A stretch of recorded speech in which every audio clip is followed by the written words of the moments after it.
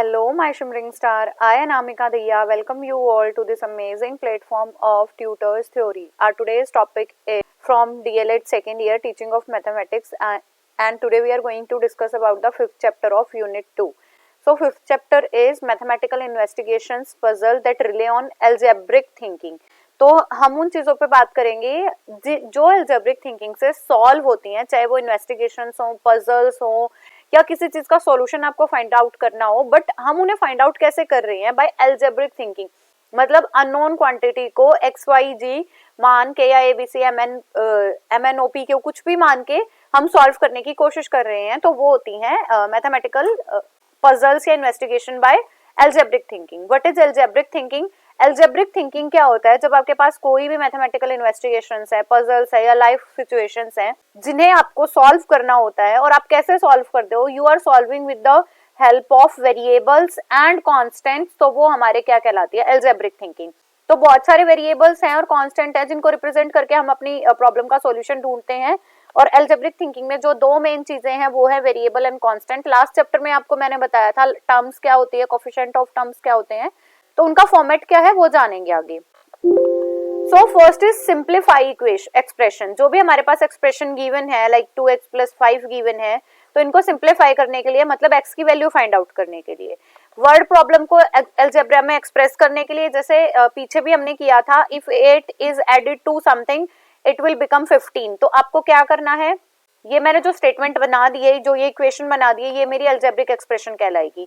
Word problem linear equation की, linear equation भी मैंने आपको बताया था पिछली बार, इसके रूल क्या है ये भी बताया था, कौन कौन सी इक्वेशन को आप लीनियर इक्वेशन बोलोगे। So go and check the 2.4 for the more information. Next है word problem converted to simultaneous linear equation, कि वर्ड प्रॉब्लम को कैसे लीनियर इक्वेशन में चेंज किया जा सकता है। देन पैटर्न, क्या पैटर्न रिलेटेड भी होता है, पैटर्न रिलेटेड भी मैंने लास्ट चैप्टर में की थी।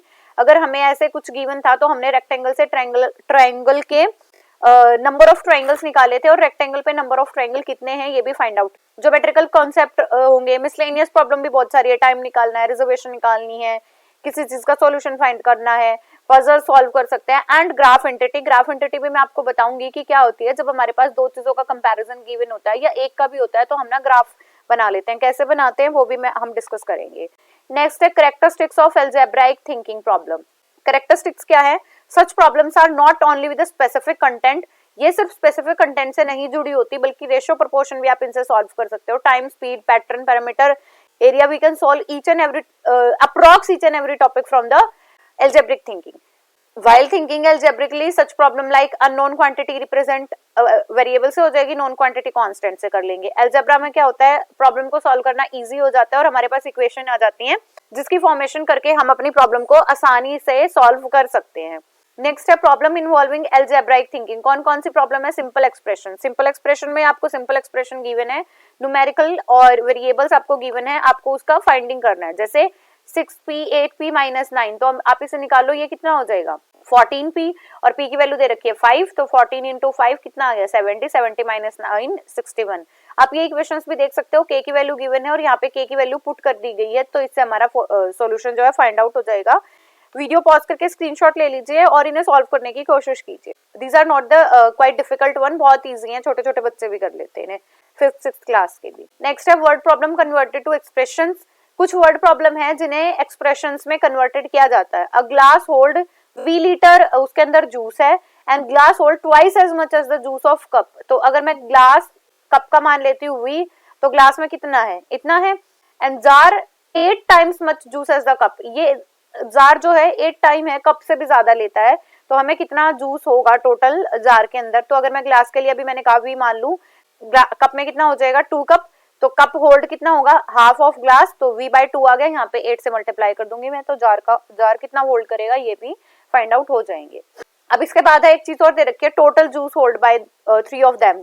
तो ग्लास कितना था? V, कप कितना था? V/2, और जार कितना आया? 4V। हमें इसे एलसीएम ले लेंगे, एलसीएम लेते ये हो जाएगा, अगर 5 ये हो जाएगा 10V + 2 + V, तो 6/11/2 या फिर 5 × 1/2, ये मेरी वैल्यू आ जाएगी। नेक्स्ट है a student contain 6 pens and H marker. 6 pen है और H मार्कर है। Anurag packs the content of 12 box equally into 6 boxes. उसने कहा कि जो अनुराग थे उन्होंने 12 बॉक्स को इक्वली 6 बॉक्सेस में, बिग बॉक्सेस में भर लिया है। How many pens marker does have in all, कितने पेन्स मार्कर होंगे।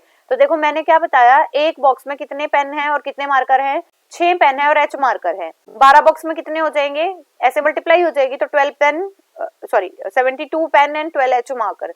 टोटल पेन कितने आ गए ये, और टोटल मार्कर कितने आ गए 12। पेन इन ईच बॉक्स में कितने पेन आ जाएंगे 12, डिवाइड कर लो क्योंकि 6 बॉक्स है। ईच मार्कर कितने आ जाएंगे 12h डिवाइडेड बाय 6, तो मेरे पास आ गया 2h। h की वैल्यू अगर 12 है तो टोटल पेन कितने आ जाएंगे हमारे 144। Word problem converted to linear equation. Sneha is y year old, Sneha y year old है। Her uncle is 3 times the Sneha how old, then उसके अंकल की वैल्यू से 3 गुना है। What will be the total of their ages after 2 year? After 2 year उनके ages का क्या होगा, जैसे y में 2 कर दो, 3y में भी 2 कर दो, तो ये उनके age का total summation होगा। Next है Sanaya have few rupees, she gave half of these rupee to her brother। उसके पास कुछ पैसे हैं, पैसे मान लिए r, रुपी से रिजेंबल करने के लिए, उसके भाई के पास उससे आधे हैं। She has left only the 21 rupees, how much rupee she does have? उसने आधे अपने भाई को दे दिए, तो लेफ्ट अमाउंट कितना हो जाएगा, टोटल अमाउंट था 21। एलसीएम ले लो, आ गया 2r minus r is equal to 21 into 2, ये कितना हो गया r इज इक्वल टू 42, आ गया ना।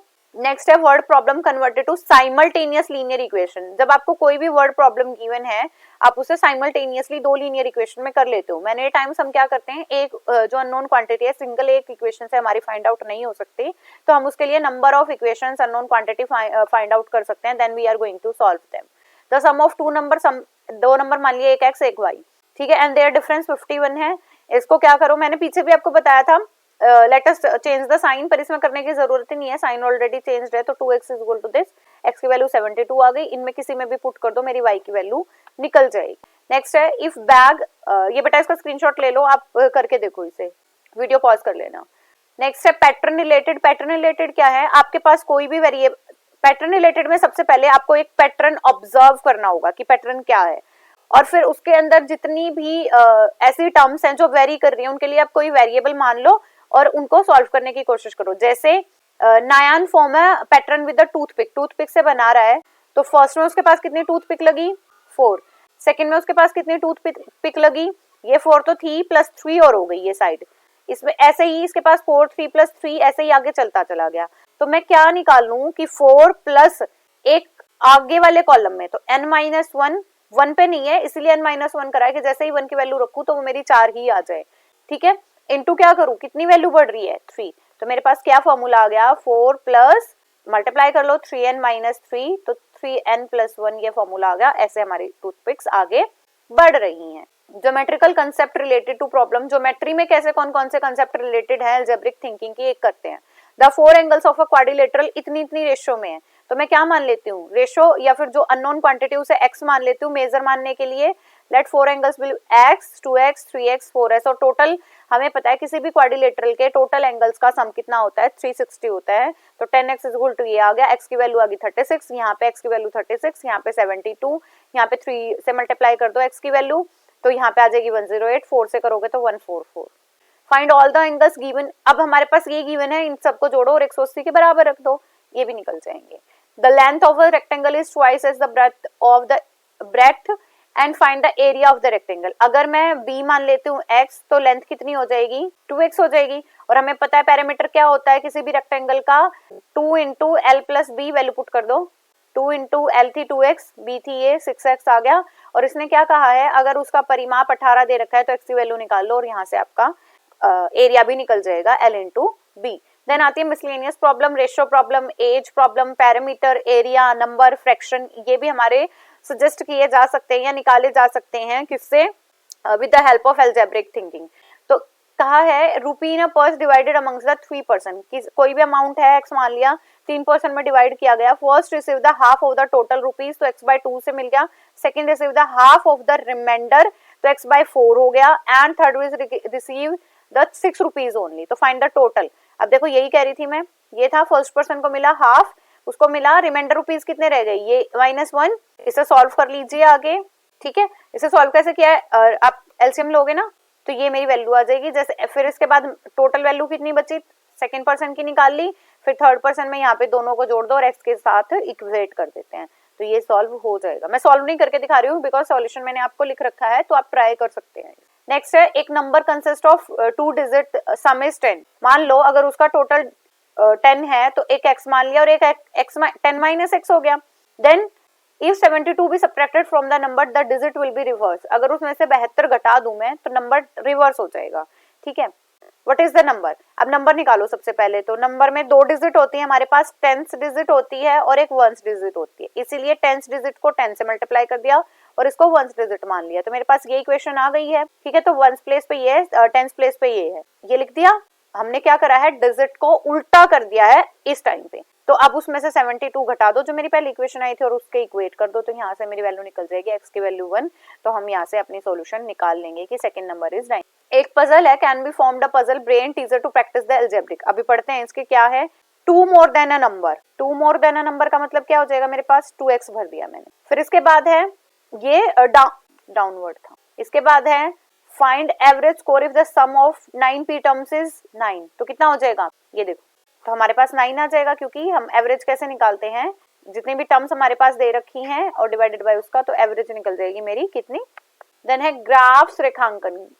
ग्राफ्स या रेखांकन, ग्राफ्स क्या होते हैं, जब भी आप वेरिएबल्स और वेरिएबल्स के को coordinate of x and y पे ड्रॉ कर देते हो तो वो हमारे क्या कहलाते हैं, ग्राफ्स कहलाते हैं। अब पढ़ो क्या क्या स्टेटमेंट दिए हैं। Variables used is the abscissa and the ordinate of the graph and then help to solve. ये हमारे कोऑर्डिनेट्स पे आ जाएंगे। सेकंड है finding intercept of the linear equation.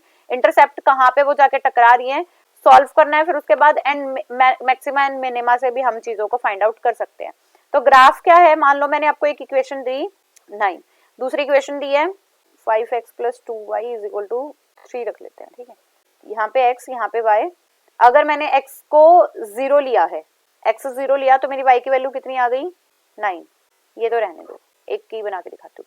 फिर उसके बाद है अगर x की वैल्यू मैंने 1 ली है तो y कितना आ रहा है मेरा, x1 तो 2 आ गया, y = 9, y की वैल्यू आ गई 7।